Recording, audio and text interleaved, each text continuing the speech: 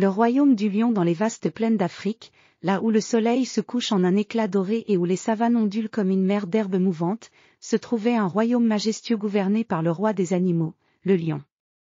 Son nom était Simba, un lion dont la crinière dorée brillait comme un soleil couchant, et dont le rugissement était entendu à des kilomètres à la ronde. Son royaume était un lieu de splendeur et de mystère, où chaque créature vivait sous son règne. Un jour, un aventurier audacieux, nommé Jacques, décida de partir à la recherche de ce royaume légendaire.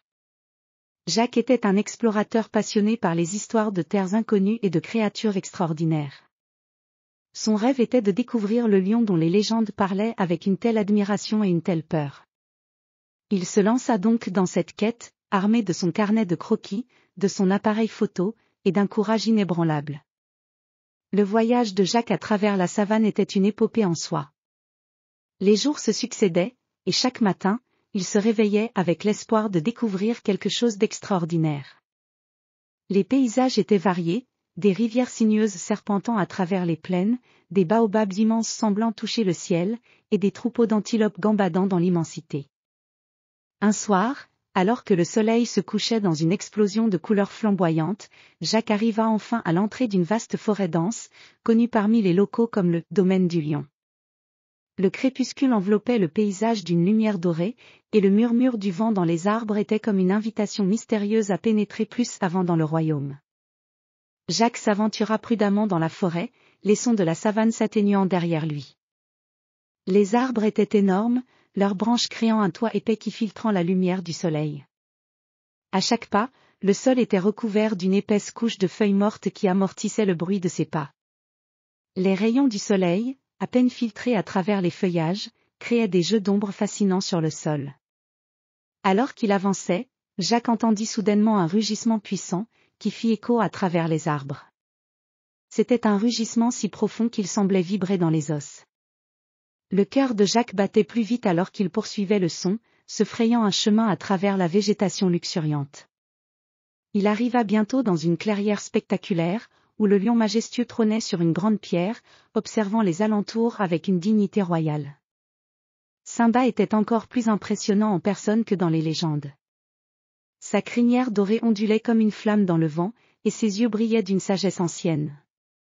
Jacques se tint à distance respectueuse, émerveillé par la beauté et la puissance du roi des animaux. Simba, conscient de la présence de l'explorateur, se leva lentement et marcha vers lui avec une grâce imposante. Les deux se regardèrent, et dans cet instant de silence, Jacques sentit une connexion profonde avec la nature sauvage. Simba s'assit devant Jacques, ses yeux perçants examinant chaque détail de l'humain. Jacques se sentit humble devant ce majestueux roi. Après un moment de contemplation silencieuse, Simba poussa un rugissement doux, presque comme un murmure, qui semblait dire « Bienvenue dans mon royaume ». Jacques sortit son carnet de croquis et commença à dessiner, capturant la grandeur de Simba dans toute sa splendeur. La nuit tomba lentement, enveloppant la clairière d'une douceur tranquille. Les étoiles commencèrent à briller dans le ciel, ajoutant leur éclat au spectacle déjà magique. Lorsque la lune fut haute dans le ciel, Simba se leva et s'éloigna doucement, rejoignant ses sujets dans l'ombre de la forêt. Jacques, satisfait de son expérience, se retira à son campement, les souvenirs de cette rencontre exceptionnelle gravés dans son esprit et son carnet.